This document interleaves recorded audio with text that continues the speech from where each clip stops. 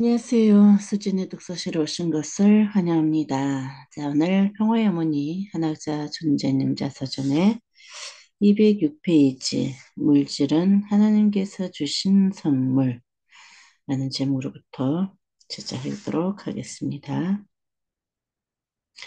나는 지갑이라는 것을 제대로 가져본 적이 없습니다. 아주 어렸을 때는 돈의 필요성을 알지 못했고 지금 자라서는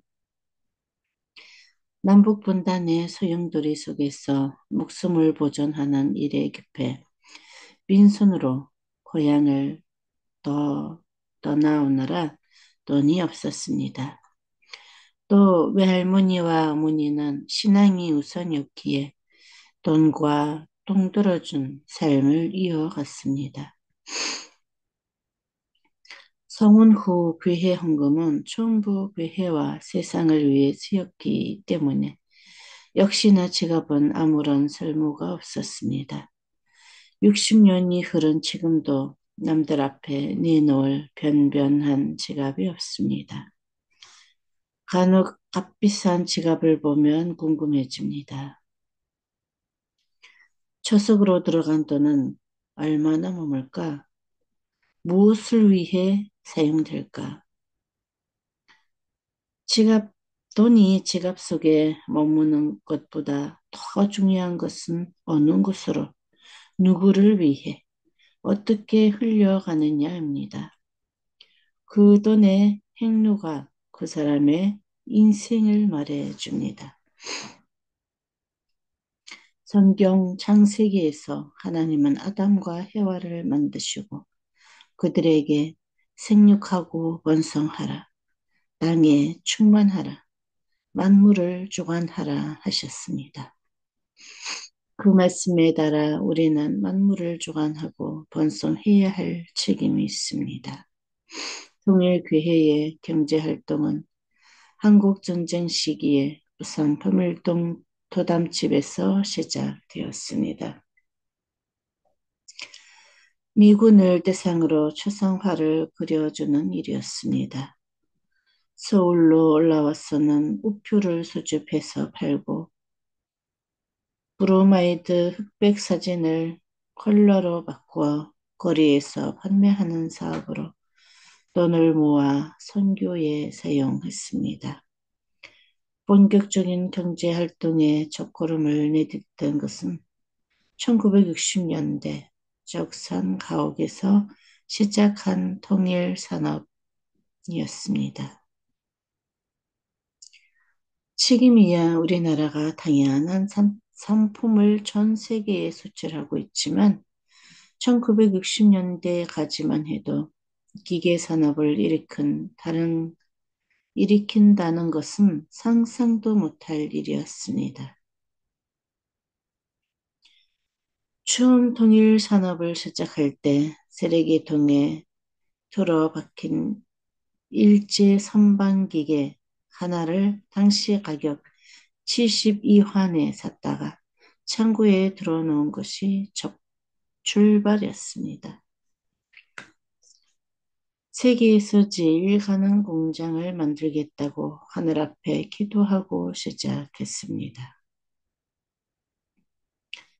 이곳이 점차 발전해 예화 산탄공기 총공장에서 M1 총과 같은 공기총을 만들고 국내 최초로 발칸포를 생성하는 등 굴지의 방위 산업체로 성장했습니다.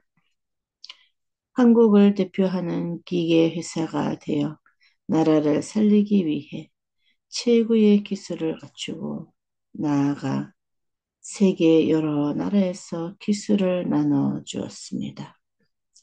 또한 일화를 세워 인삼 제품을 세계로 수출한 것은 한국의 인삼을 널리 알리고 세계인이 건강한 삶을 누릴 수 있도록 하기 위함이었습니다.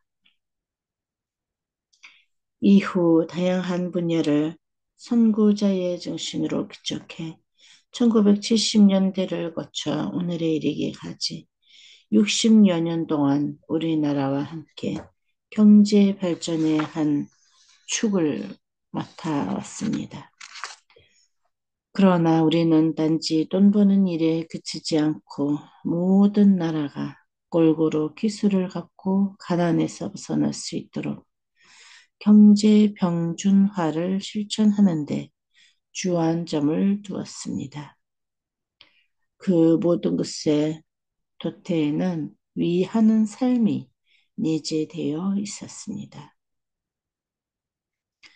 우리는 자기보다 낮은 자리에 있는 사람을 보살피며 살아가야 합니다. 부자가 부자 되는 것에 대해 고마워할 줄 모르고 돈을 더 모으는 데만 관심을 가져서는 안 됩니다. 나라와 민족에게 큰 고민을 느끼며 남을 도와주는 부자가 또 큰 부자가 됩니다. 물질은 하나님께서 우리에게 주신 귀한 선물입니다. 인간은 누구나 차별 없이 그 선물을 골고루 누려야 합니다.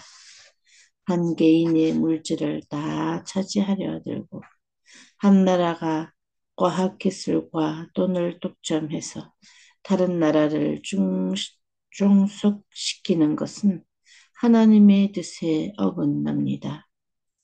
가장 먼저 스스로 노력해 기술을 개발하되 부자가 된 다음에는 나보다 못한 사람에게 기술을 가르쳐 그 사람도 잘 살게 해줘야 합니다.